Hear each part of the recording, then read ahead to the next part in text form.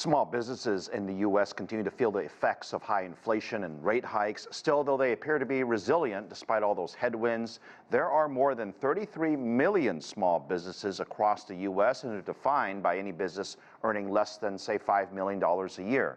And they employ more than 61 million people, a huge number. According to the U.S. Chamber of Commerce, 24% of small businesses say inflation remains their biggest challenge, and they're also paying the most for loans in 16 years because of all the rate hikes. But new data shows that they have yet to face the credit crunch that many economists have predicted. For more insight into all this in the U.S. economy, Ryan Patel, a global business executive, senior fellow with the Drucker School of Management at Claremont Graduate University. Good to see you again. I look at small businesses in sort of two pockets, right? There's the business formation, and then there's you and I actually running the business itself. Let's start with the running of the business. Has the increase in rates, and we've heard about the workforce issues and other things of coming out of COVID, how has that impacted small businesses to where we are today? Well, you mentioned if you and I run the business, we would, as I think that report you mentioned, we would be worried about inflation being an important problem because you don't know what you have on cash flow. And what that leads to, Phil, is then what? There's in that same report, 41% of the small businesses owners noted trouble filling jobs. So one, if you're worried about your cash flow, two, you need the help and you're trying to find the right talent and it's expensive, you end up doing what? You end up trying to scale back and do what you can so it can be more affordable down the road. So that means you're not going to grow as fast. You're a little bit more cautious, so not as aggressive. That does hurt revenues in the long run. So it's not exactly what small businesses want to be in that situation if things are going well. And I mean, the second piece too is, and you and I both know, the percentages of companies, about 30% of the small business that lasts over 10 years is that number. So it's very small. So anytime you can do a hiccup where you're kind of slowing and not growing, does put kind of a little bit damp feeling to it. Ryan, and this is where the money and the people, I'll push back a little bit. Let's just say you and I were starting a sports agency to help athletes or broadcasters do sports, okay? Yep. It's not the money that we need for marketing, it's the people that you need to hire. You need to hire good people who believe in what you and I might believe as entrepreneurs. Do we have more or less people who believe in working hard and sort of suffering a little bit and becoming a true entrepreneur? I think this is a really big question.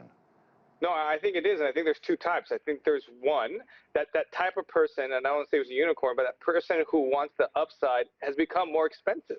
The one that can give those values to you, their value has just increased. Now, the second question, the part of that thing is that, can you find people that are, you said hardworking? Are those people out there? So when I define hardworking, and maybe you and I can talk about this, is are you willing to put the hours in for the price that I can pay you right now or less?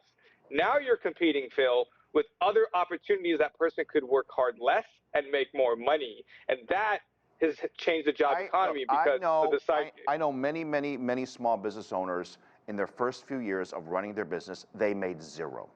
The people that worked with them, their friends, made close to zero. You don't make a lot of money when you start a business. In fact, you're generally just losing money right in the beginning until you get to a critical mass where you have enough revenue coming in to cover the expenses. In other words, you and I, if we were to start a business, we would have to not make very much for the first few years on a gamble, on a bet that things will get better later. Are people and entrepreneurs and honestly young kids these days willing to become those entrepreneurs by making nothing for a few years? It sounds like you're saying no. Not those kind of entrepreneurs. I mean, if you can create a creator economy where there's no capital cost and they're able to make money off of social media, they're still considered entrepreneurs. They're willing to make that because they're having fun and there's no cost. It's just a camera to that degree, and I think there's the difference, Phil. What you and I would start a business to be able to grind for 2 years and make very less, the creator economy, they'll make 3 times as much in less than 3 or 4 6 months than you are do it. There is a small program in the United States called the Small Business Administration, okay? And they provide loans to small businesses.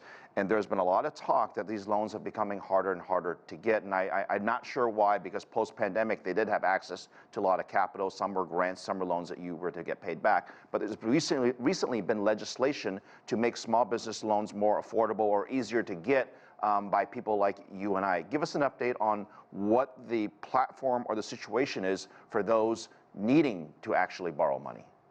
Yeah, you're right. I think there's twofold. There's a lot more legislation that has gotten passed. I think part of it in that progression is that it takes also, what lenders are you within the SBA that access to? Because of the bank crisis, the idea was to open it up to more fintech providers, and that was shut down in this program. So yes, there is more access to money, but it's a little more stringent and more processed to be able to get it.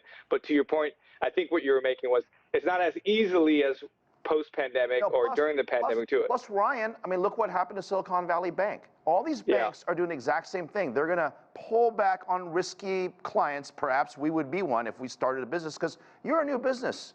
Your credit rating. Phil, we're not you might have good credit. All We've I'm got saying you. is these banks are going to be more careful in loaning money out, and that's going to hurt those who want to take a risk, right?